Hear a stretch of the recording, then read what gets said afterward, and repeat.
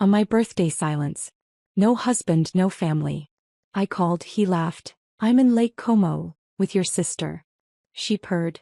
He's divorcing you and upgrading. I sent a photo. Me in Monaco dressed to kill beside a surprise guest. Their calls flooded in. I smiled, slid into a Rolls-Royce Phantom and drove off without a word. The buzzing of my phone's alarm felt more piercing than usual on this morning, my 34th birthday. I silenced it and stared at the empty space beside me where Matthew should have been. No text messages. No missed calls. No hastily scrawled note on his pillow. Just the hollow echo of promises he'd made last week before leaving for what he claimed was a crucial business meeting in Lake Como. I'll call first thing in the morning on your birthday, Lily, he'd said, kissing my forehead. You know I hate missing it. 7 a.m. came and went. 8. 9. The house filled with the sounds of Andrew and Ella preparing for school, their innocent chatter about making me birthday pancakes stinging worse than Matthew's silence.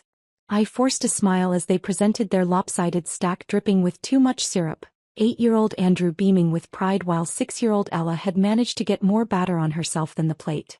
Mommy, when's Daddy calling? Ella asked, maple syrup creating sticky patterns on her cheeks. Soon, sweetheart, I lied, my voice steadier than I felt. He's probably just busy with his meetings.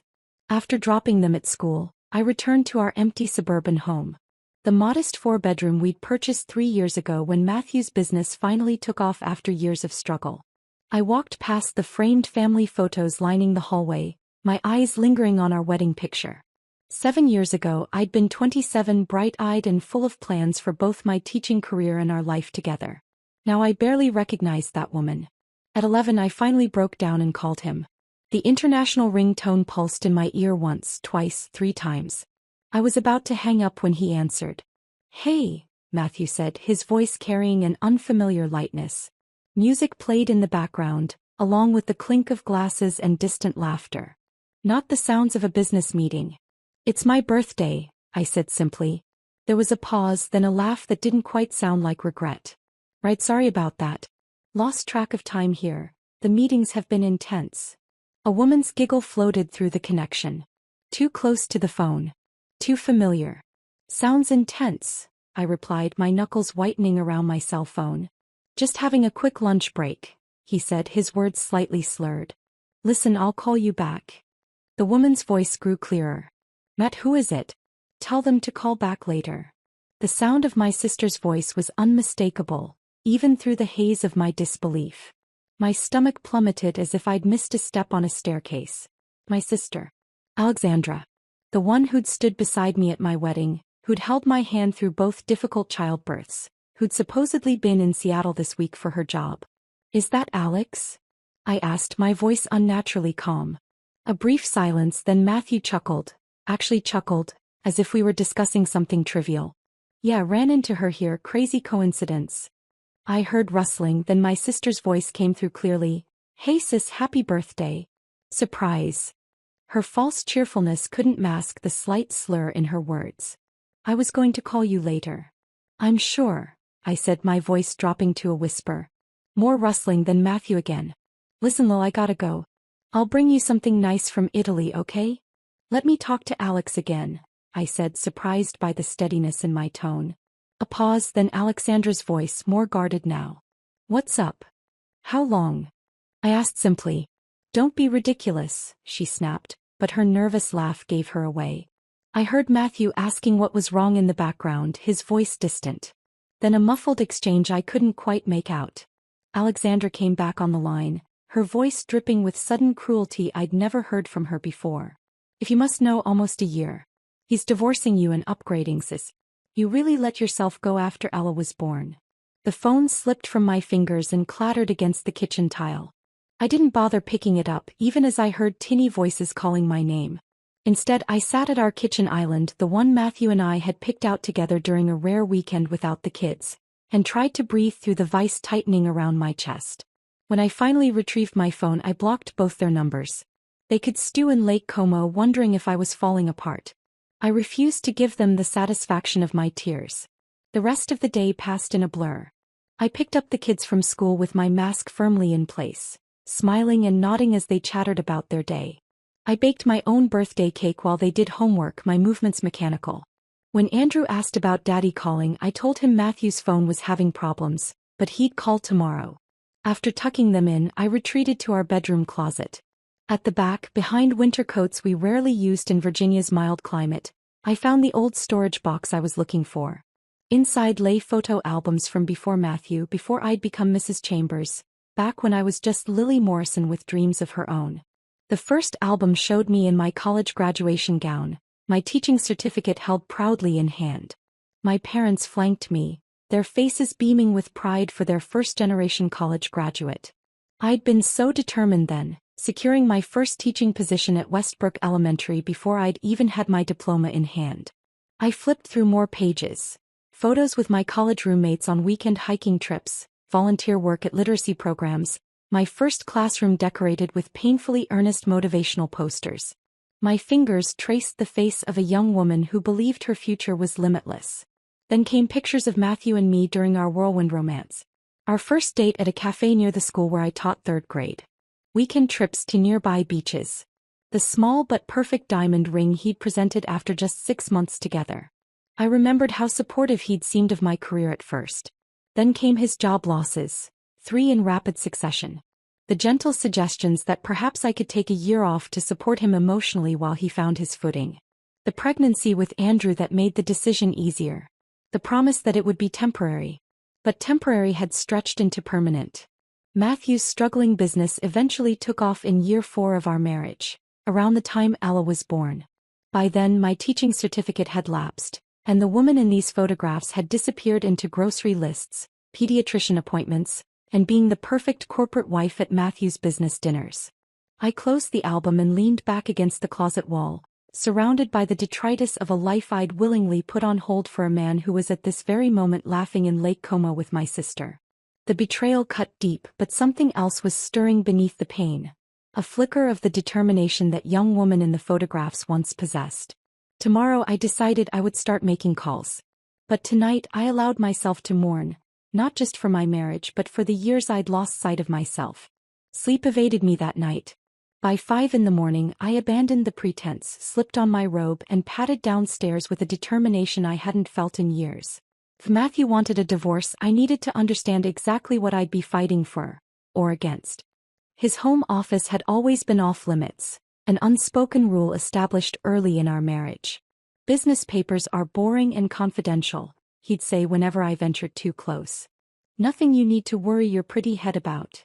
The condescension had always bothered me, but I'd swallowed it along with so many other small indignities. Not today. The door opened silently and I flicked on his desk lamp, casting a soft glow across the meticulously organized space. Unlike the rest of our home where evidence of family life abounded, this room contained no photos of the children or me. Just degrees, awards, and a single picture of Matthew shaking hands with the mayor at a Chamber of Commerce event. I started with the filing cabinet, methodically working through folders labeled with client names and project numbers. Most contained contracts and correspondence I only partially understood, but in the drawer marked pending, I found a thick folder for something called Project Apex. The proposal outlined a massive commercial development in Northern Virginia, easily 5 times larger than anything Matthew's company had managed before. My breath caught when I turned to the final page and saw the potential client's name. Ryan Calloway, CO, Calloway Development Corp. Ryan Calloway. The name hit me like a physical blow. Ryan from Westlake High. Ryan who'd taught me to drive stick shift in his father's old pickup. Ryan who'd taken me to senior prom when my original date came down with mono. Ryan who'd stayed in touch through college before life and distance gradually pulled us apart. I hadn't thought of him in years, but seeing his name now felt like a lifeline being thrown while I was drowning. I checked the date on the proposal. It was scheduled for final review next week. According to Matthew's calendar, which I found open on his laptop, he would be meeting Ryan's team in New York on Tuesday to finalize the details. Lake Como had never been a business trip. Just a romantic getaway with my sister while closing in on the biggest deal of his career. Dawn was breaking as I made coffee and settled at the kitchen table with my laptop. A quick search confirmed that Ryan had indeed done well for himself, building a reputation for sustainable commercial developments with community focus. His company bio mentioned his Virginia roots and commitment to revitalizing smaller communities with thoughtful growth, values Matthew had always dismissed as unprofitable idealism when discussing competitors. I hesitated with my finger over the Contact Us button on the Callaway Development website. What exactly was I hoping to accomplish? Warn an old friend about my husband's character? Beg for information? The desperation of my situation suddenly hit me full force and tears threatened again. Then I noticed something in the project description that didn't add up. The proposal in Matthew's office included several innovative community integration concepts that I'd never heard him discuss. In fact, they sounded nothing like his usual profit-first approach. I dug deeper into the Callaway development site and found similar language in Ryan's previous projects. My hands trembled as I picked up my phone and dialed the direct number listed on the proposal. Callaway. His voice was deeper than I remembered, but unmistakably Ryan's. "It's Lily," I said, surprised at how small my voice sounded. "Lily Morrison. Well, Chambers now, but..." "Lily." The shock in his voice was evident, followed quickly by warmth. "This is unexpected. How are you? It's been 9 years?" "Almost 10, I said, memories flooding back of our last meeting. A quick coffee when he was passing through town just before I met Matthew. "I'm sorry to call out of the blue like this." "Don't apologize. It's good to hear from you." He paused. "Is everything okay? You sound..." "Not really," I admitted. "Ryan, this is going to sound strange, but do you know Matthew Chambers? He owns Chamberworks Development." The silence on the other end stretched uncomfortably long. "Yes, we're considering a proposal from his company." His voice had cooled slightly. "Lily, are you calling about business? Because that would be..." "He's my husband," I interrupted. "And he's currently in Lake Como with my sister, telling me it's a business trip while planning to divorce me." Another long pause. "I'm sorry," Ryan finally said, his voice gentler. "That's awful. But I'm not sure how I can help." "The proposal he sent you," I said, flipping through the pages in front of me. "These community integration concepts. The sustainable materials sourcing plan. The local artist installations. Did he present these as his ideas?" "He did," Ryan replied slowly. "Are you saying they're not?" "They're nothing like anything he's ever built or talked about," I explained. "Matthew thinks public spaces in commercial developments are wasted revenue opportunities." His exact words at our last neighborhood association meeting. "Interesting," Ryan said, his tone shifting to something more businesslike. "Because those elements were exactly what put his proposal ahead of others. We have a meeting next Tuesday to finalize." I took a deep breath. "I think he's copied these ideas from somewhere else, possibly from your own previous projects. It wouldn't be the first time he's taken credit for other people's work." The silence that followed was different, calculating rather than shocked. "Lily, I think we should continue this conversation in person," Ryan finally said. "Can you meet me tomorrow? I'm actually in Falls Church for a site visit. There's a cafe called Roasted on Main Street." "I have kids," I said automatically, the reflexive response of a mother who's forgotten how to prioritize herself. "Bring them," he said simply. "I'd like to meet them. And Lily? Bring that proposal if you can. I think we have a lot to discuss." As I hung up, I noticed my hands had stopped shaking. For the first time since that devastating phone call yesterday, I felt something beyond pain and shock. It was a rusty, unfamiliar feeling that took me a moment to identify. It was the stirring of purpose. And perhaps, just maybe, the first inkling of justice. Sleep came easier that night, purpose replacing the hollow ache of betrayal.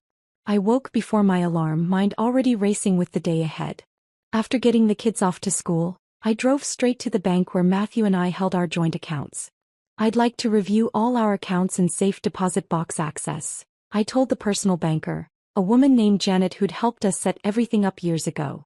Her eyes flickered with recognition, not of me but of the situation.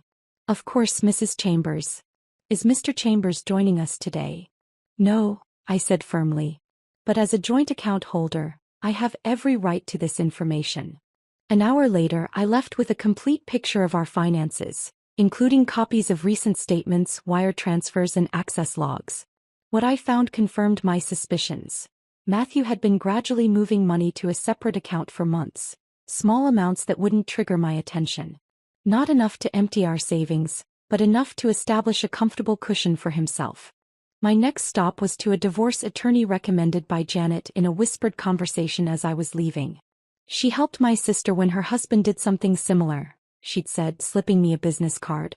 Patricia Miller's office was modest but professional, her handshake firm and her eyes kind but shrewd. "Tell me everything," she said after I'd settled into the chair across from her desk. I did, from the birthday phone call to the discovered business documents to the separate bank accounts. "Classic pre-divorce behavior," she confirmed, making notes. "And the business? Your name isn't on any of it." "No. He always insisted it was better for tax purposes." She nodded. "But you've been supporting him throughout its development? Taking care of the home, children, entertaining clients, allowing him to focus entirely on building the company." "For 7 years," I confirmed. "Then you're entitled to a portion of its value regardless of whose name is on the paperwork. Virginia recognizes contributions of a homemaking spouse." She tapped her pen against her notepad. "What's your ideal outcome here, Lily?" The question caught me off guard. I'd been so focused on what I was losing that I hadn't considered what I wanted to gain. "Stability for my children," I said automatically. "Financial security. And—" I hesitated, then added, "recognition for what I've sacrificed." Patricia smiled for the first time. "Good. Now let's talk strategy."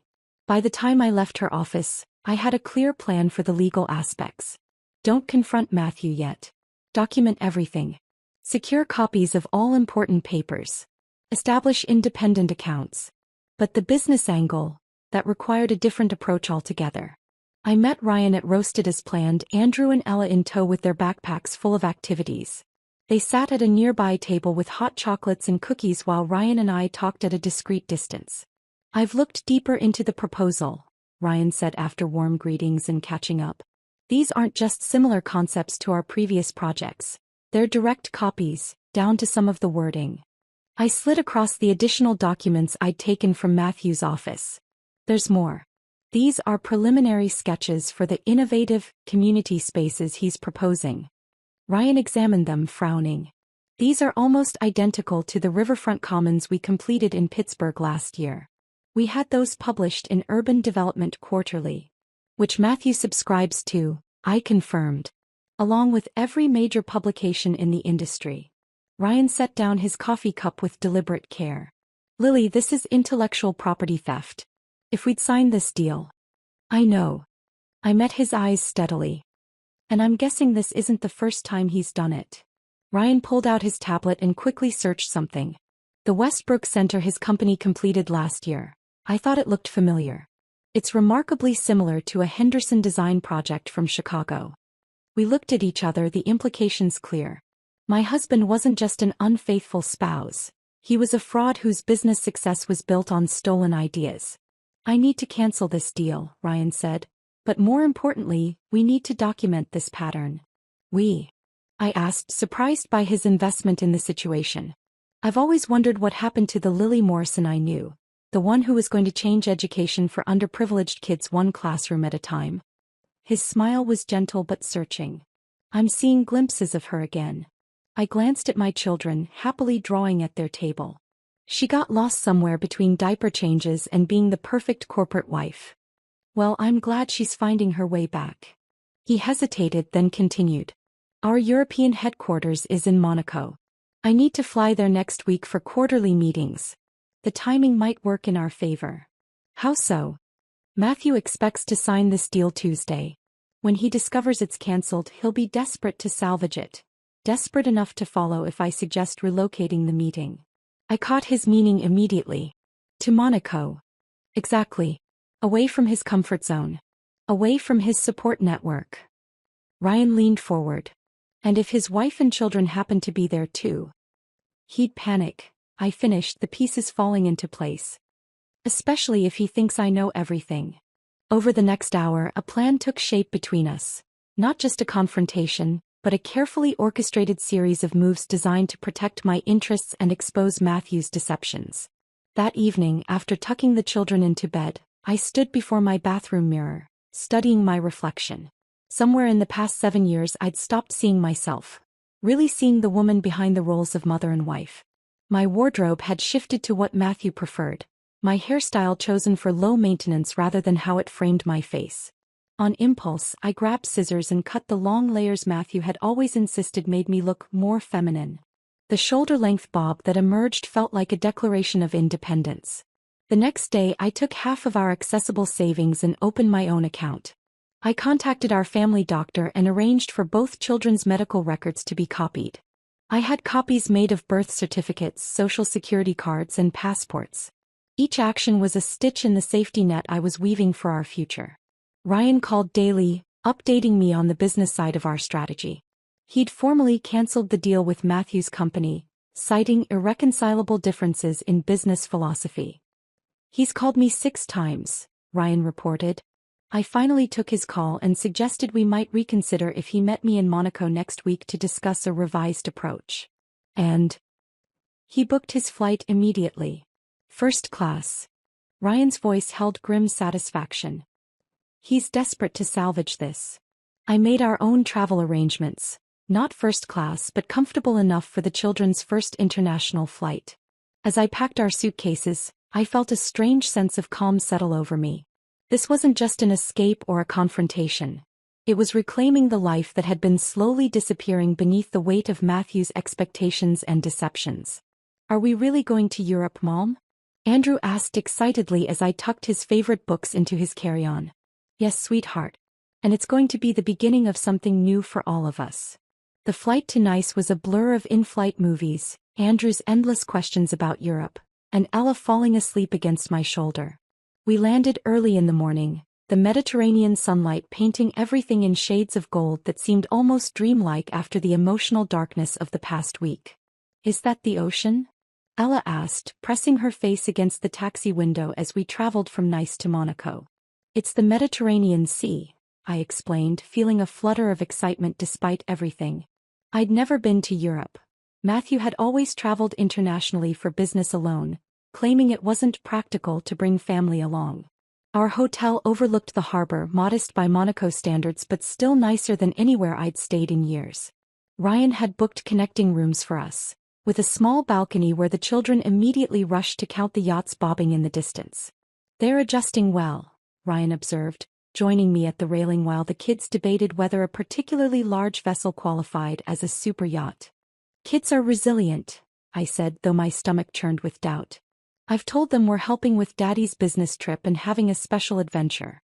The truth will come soon enough." Ryan's company headquarters occupied 2 floors of a sleek building near Monte Carlo. He'd arranged for the hotel's childcare service to watch Andrew and Ella while we attended to business, promising them an afternoon exploring Monaco's Oceanographic Museum afterward. "Are you ready for this?" Ryan asked as we entered the modern lobby with its panoramic views of the city and sea beyond. I smoothed down the navy blue dress I'd purchased specifically for this confrontation, professional enough for a business setting, elegant enough to make a statement. As ready as I'll ever be. We timed it perfectly. Matthew was scheduled to arrive at 2 p.m. for what he believed was a meeting to salvage the deal. At 1:30, we gathered in the conference room with Ryan's legal team and chief financial officer, who had been briefed on the situation. "We have clear evidence of intellectual property infringement," the company's legal counsel confirmed, reviewing the documents I'd provided. "Multiple instances across several projects." Ryan nodded grimly. "Enough to justify immediate termination of negotiations and potentially pursue damages." The corporate language felt strange in my mouth, but I pushed through. "I'd like to be present when you inform him," I said. "But not immediately visible." Ryan understood. We arranged the seating so I would be partially obscured by a support column when Matthew first entered. His assistant showed us the security feed from the lobby on her tablet. Matthew had arrived early, pacing nervously near the reception desk. "Showtime," Ryan murmured. I watched Matthew enter the conference room, his confident stride faltering slightly when he saw the assembled executives. He hadn't expected a full meeting. He'd been hoping for a private conversation where his charm could work its magic. "Matthew," Ryan greeted him coolly. "Please have a seat." "Ryan, good to see you in person," Matthew said, reaching for a handshake that Ryan didn't reciprocate. The rebuff was subtle but unmistakable. Matthew's smile tightened as he took the offered seat. I appreciate you reconsidering our proposal. That's not why you're here, Ryan replied, sliding a folder across the table. These are direct comparisons between your proposal and existing projects. Some ours, some from other firms, showing unmistakable plagiarism of design concepts, community integration strategies, even specific wording. Matthew's face drained of color. There must be some mistake. No mistake, I said, finally shifting into his line of sight. I found all the source materials in your office, Matthew. The magazines, the downloaded PDFs, even your notes on how to adapt them. The shock on his face was almost worth everything I'd been through. Lily, what the hell are you doing here? Supporting my friend's business interests, I replied calmly. Just as I've supported yours all these years. Matthew's eyes darted between Ryan and me, calculation replacing shock. I don't know what she's told you, but my wife has been emotionally unstable lately. Save it, Ryan interrupted. We've verified everything independently. The deal is permanently cancelled and we're evaluating our legal options regarding your unauthorized use of our intellectual property. Matthew's lawyer mask slipped completely. You can't do this. This deal is worth millions to my company. I've already started preliminary work. Based on stolen ideas, I interjected. Just like you've stolen years of my life under false pretenses. The meeting concluded quickly after that. Ryan's legal team presented Matthew with formal termination papers for the deal, along with a cease and desist regarding any use of Callaway development concepts. Matthew signed with a shaking hand, his eyes repeatedly flicking to me with a mixture of rage and disbelief. As the executives filed out, leaving just the three of us, Matthew turned on me. Is this what it's about? Punishing me because I want a divorce? Destroying my business because I fell for someone else? Hi, sister, I corrected icily. And no, this isn't punishment. It's consequences. For your business practices and your personal ones. Ryan stood. I think we're done here. As Matthew gathered his papers with jerky movements, I made my move. Just one thing before you go, I said, pulling out my phone. Let's commemorate this moment. Ryan understood immediately, moving to stand beside me against the floor-to-ceiling window with its stunning view of Monaco's harbor. I positioned myself carefully, confident but not smug, elegant but not trying too hard. The woman I'd glimpsed in those old photographs finally returned. Marina, Ryan called to his assistant who was returning with some paperwork. Would you mind taking a photo of us? She snapped several as Matthew watched, confusion and anger warring on his face. I reviewed the images, selecting the perfect one. Ryan and I looking professional and at ease, the magnificent Monaco backdrop unmistakable, both of us with subtle smiles of victory. Matthew stormed out as I pressed send, attaching the photo to a message that read simply, "Thought you should know where I am. The children send their love." We collected Andrew and Ella from the hotel childcare and spent the afternoon as promised at the Oceanographic Museum, my phone buzzing constantly in my purse. 6 missed calls from Matthew. 4 from my sister. Dozens of increasingly frantic text messages. Are you going to answer those? Ryan asked as we watched the children press their faces against the glass of a tropical fish exhibit. Not yet, I replied, experiencing a strange new feeling that took me a moment to identify. Power. Not the vindictive kind, but the steady assurance of someone who had finally taken control of her own story. As the sun began to set, painting the Mediterranean in fiery orange and deep purples, Ryan drove us along the coastal road in his company car. A tasteful BMW, not flashy but undeniably elegant. What happens now? He asked as the children dozed in the back seat, exhausted from their day of adventures. I silenced my still vibrating phone without checking it. Now we go home and face reality, but on my terms, not his. The road curved along the coastline, each turn revealing another breathtaking view. For the first time in years, I felt the same sense of possibility stretching before me, beautiful, unknown, and finally mine to navigate. The flight home from Monaco felt different from any journey I'd taken before. Not an ending but a beginning. We landed in Virginia on a crisp autumn morning, the familiar landscape of our hometown appearing both unchanged and entirely new through my transformed perspective. My phone had over 50 missed calls by then. I'd answered only one, from Patricia Miller, my divorce attorney, who was already preparing for the storm that would inevitably follow. When we pulled into our driveway, I wasn't surprised to see Matthew's car already there, his silhouette pacing behind the living room curtains. "Wait in the car with the children," I told Ryan, who had insisted on driving us from the airport. "If things get heated, I'll call you." Matthew flung open the front door before I reached the porch steps. "Where the hell have you been?" he demanded, then caught himself as neighbors across the street paused their gardening to watch. He lowered his voice to a hiss. "You took our children to another country without permission. Do you have any idea the legal trouble you're in?"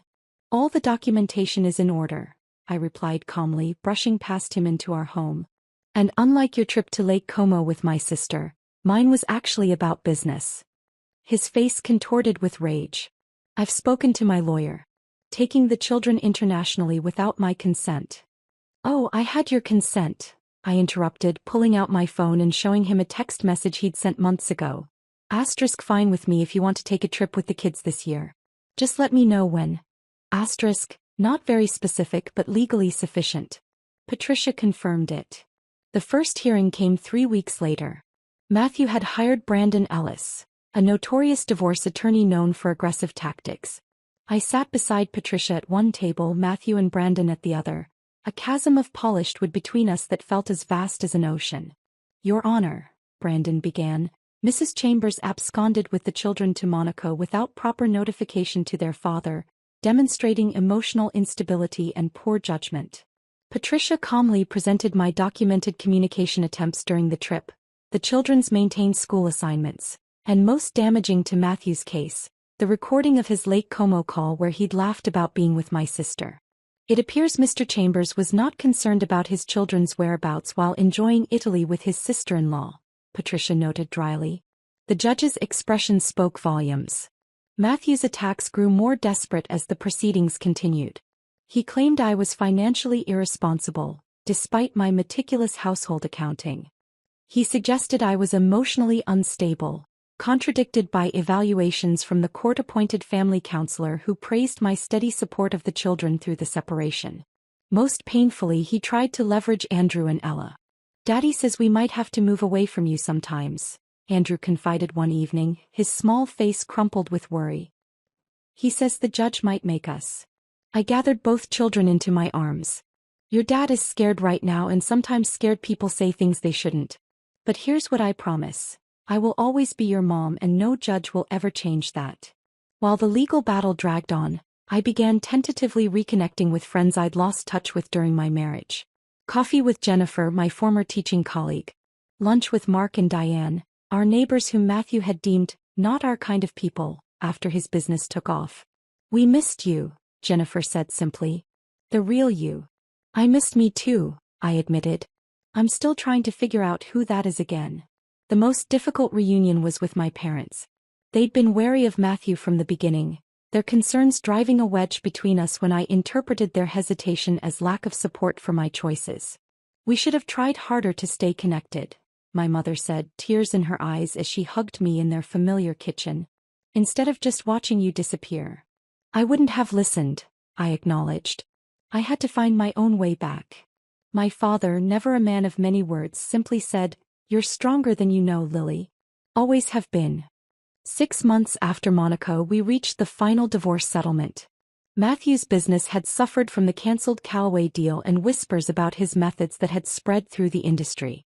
He'd grown weary of fighting a battle he was increasingly likely to lose, especially after evidence of his financial maneuvering came to light. The terms were better than I'd dared hope. Primary custody of Andrew and Ella, the family home, half of our joint assets, and a significant portion of the business valuation, recognizing my years of supporting its growth from behind the scenes. "It's more than fair," Patricia assured me as I signed the final papers. "It's just." Matthew refused to meet my eyes at the last hearing, his sister conspicuously absent from his side after their relationship had publicly imploded. As we left the courthouse, he finally spoke directly to me. "I didn't think you had it in you," he said, something like reluctant respect in his voice. "That was always your biggest mistake," I replied simply. 1 week after the divorce was finalized, I sat at our kitchen table. My kitchen table now, surrounded by college brochures and online program printouts. Andrew and Ella helped me sort them into piles, turning the process into a game. This one has pictures of kids in the classroom, Ella pointed out, pushing a brochure for a local university's education program toward me. That means it's perfect for you, Mommy.